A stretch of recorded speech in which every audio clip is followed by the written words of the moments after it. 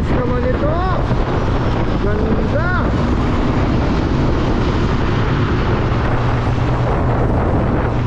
Nice car, bro. Woo.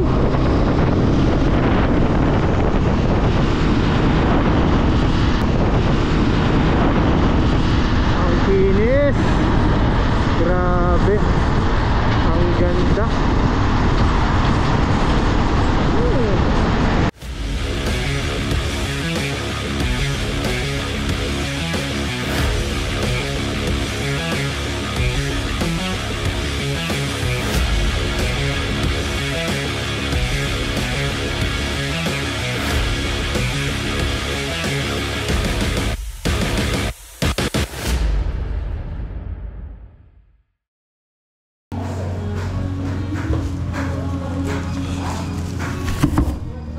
So yung mga parts, bumili tayo ng pasalubong na longganisa.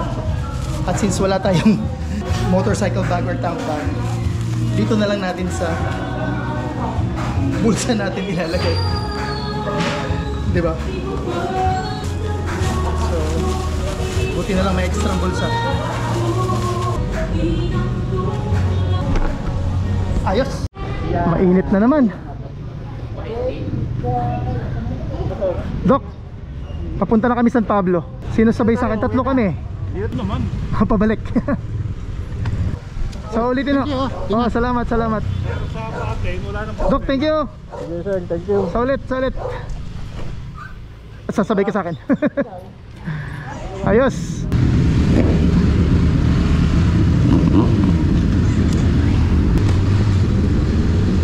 Yun, nakabili tayo ng longganisa. And now, pabalik na tayo ng Batangas via San Pablo City. So basically magko-cross tayo ng tatlong probinsya within 1.5 hour. Wow, oo nga no, tatlong probinsya ngayon ano.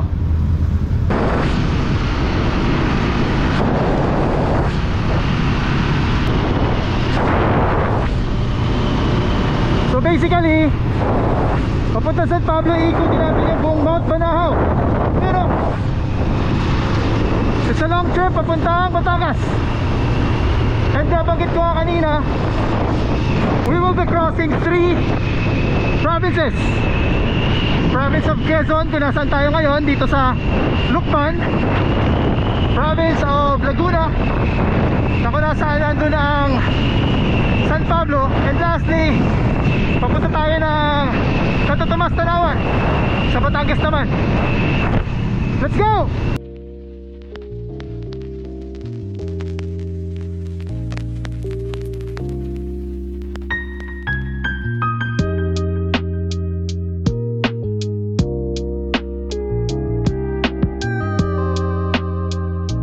Umuulan na! Woohoo!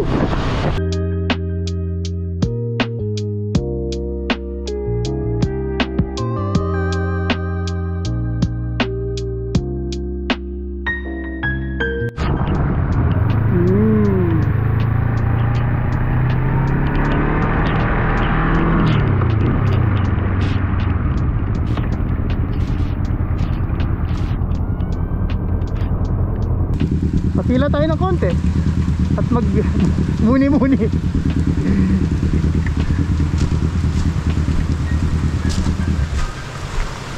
Nag-serve po kayo coffee? Okay lang mo. Ako okay lang din ako. Kasi basa na eh. Oh, well, rider, okay ka lang ba? Okay lang sir.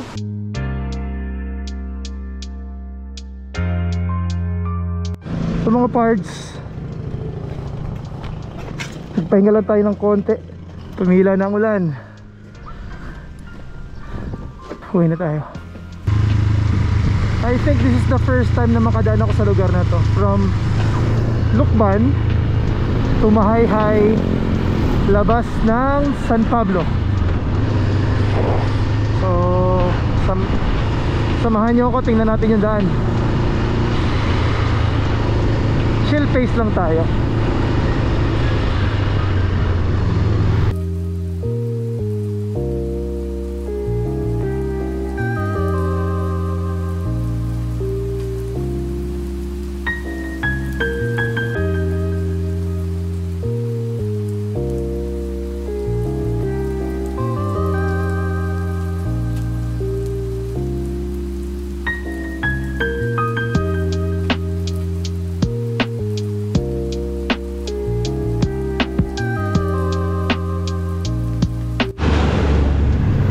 are somewhere na in Mahihai. Maganda rin pala road dito para mag ride. So marami rin puno, parang forest area din. This is just across the boundary of Mahihai and Lukban, Quezon. Ayan, mabundok, mapuno, maganda daan, and konti lang din yung mga sasakyan. Magandang riding spot din pala siya.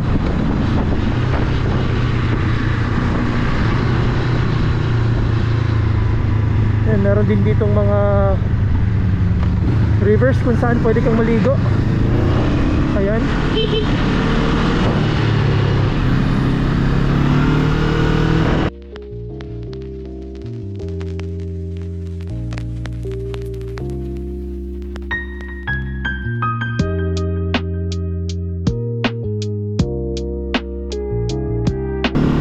Woo! Bakit nga ng bundok? Wow!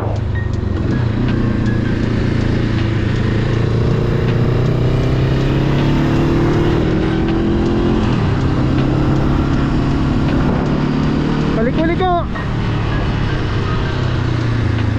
Ganda rin dito.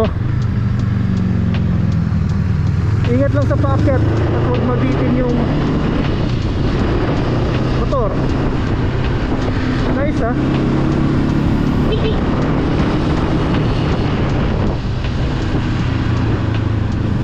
Mga parts, nandito na tayo ngayon sa bayan ng Mahihai. Well, it's a simple town. It's a small town. Napakatahimik. Ayos.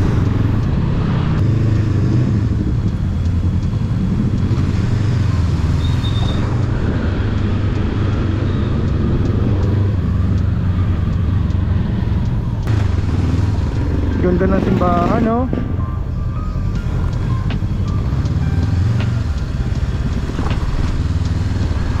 Nice.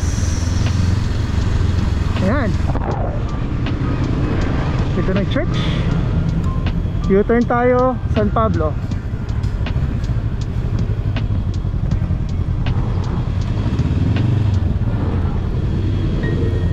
Ganda ng simbahan, St. Gregory the Great. Let's go.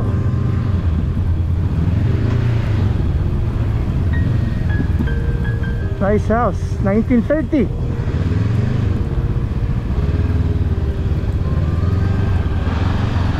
Mukhang mga sinaunang lugar din to, para mga Spanish era itong lugar ng Mahihai.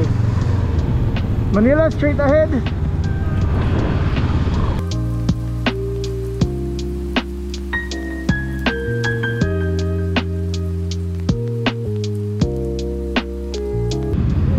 Medyo mataas na lugar na rin pala itong Mahihai.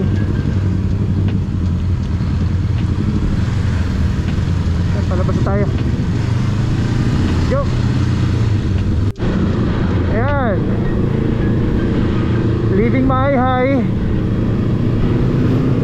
This is Liliw. First time ko dito.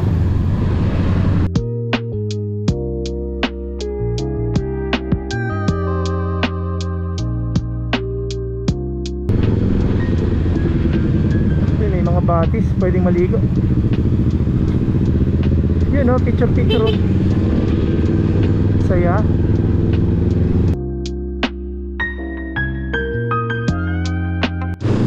Yan awat bayan ng Liliw. Ganda rin ng simbahan to, no? Pero liliko na tayo dito, papuntang San Pablo. Ayan, San Pablo. Medyo kakaibang mga bahay dito sa kadaan.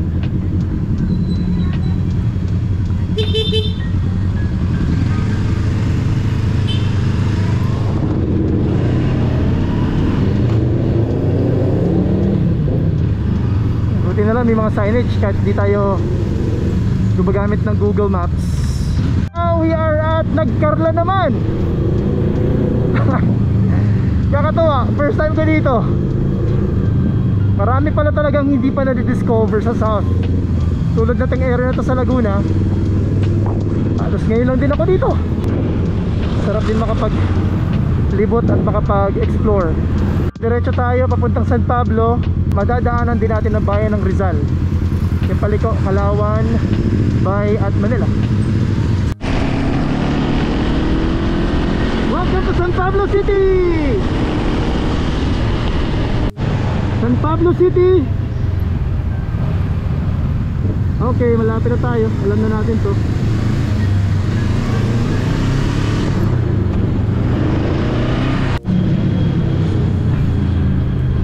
At nandito na nga tayo mga pards, somewhere in Santo Tomas or Tanawan, Batangas. Of course, boundary between Santo Tomas and Tanawan. So basically inikot natin yung buong Mount Banahaw. It's a long ride pero masaya at adventurous dahil may mga bagong lugar tayo napuntahan. That's it for today mga pards. Sana nagustuhan niyo ang video natin today. Lagi natin tatandaan, hilig man sa kotse o sa motor, bakit ka pa pipili? Hard work pays off. Pwede both.